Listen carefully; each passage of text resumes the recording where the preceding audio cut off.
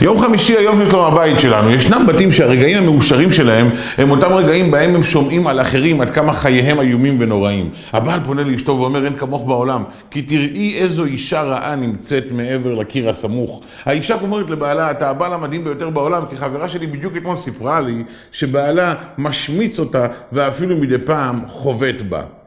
כאשר בני זוג נמצאים במצב של חוסר אונים, ותמיד הם חשים האחד כלפי רעהו את היחס המנוכר והרע ביותר בעולם, הם מצליחים לשמוח רק כאשר הם שומעים על רע גרוע יותר.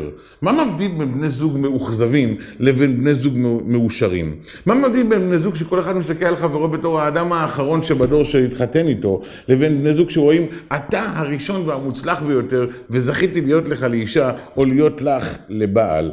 רבי שלמה זלמן אוירבך, שהיום חל יום פטירתו, כתב פעם מכתב לרופא בכדי להמליץ על אדם שיקבל אותו מעבר לשעות הרגילות של קבלת הקהל. כאשר הוא בא לסגור את המעטפה, הוא זכר שאיננו יודע את שמו של הרופא. את שם משפחתו הוא זוכר, את שמו הפרטי הוא לא זוכר, והוא ניסה לחפש את השם בספר הטלפונים. אותו אדם שהיה אמור להיעזר על ידו, האדם נשוא המכתב, התנצל ואמר, כבוד הרב, לא משנה. אמר לו הרב, חלילה, אם אני יכול לרשום את שמו הפרטי, זה יראה לו הרבה יותר קירוב הדעת, והוא יתייחס ביתר רצינות למכתב הזה. אמר לו אותו האדם, אבל אני חש שלא בנוח להטריח את כבודו מהסלון עד למטבח ולנבור שם בספרי הטלפון עד שימצא את שמו הפרטי של אותו דוקטור.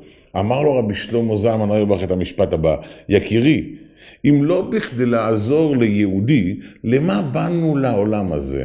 אדם בעל שיעור קומה כמוהו, אדם יעמל תורה כמוהו יודע שלהשגות רוחניות ניתן גם להגיע בשמיים. לעולם הזה הגענו בכדי לעזור ליהודי, וזה מה שמבדיל בין זוגות מאושרים לאחרים. אדם שמגיע על דעת להעניק, על דעת לתת, לעולם לא מתאכזב.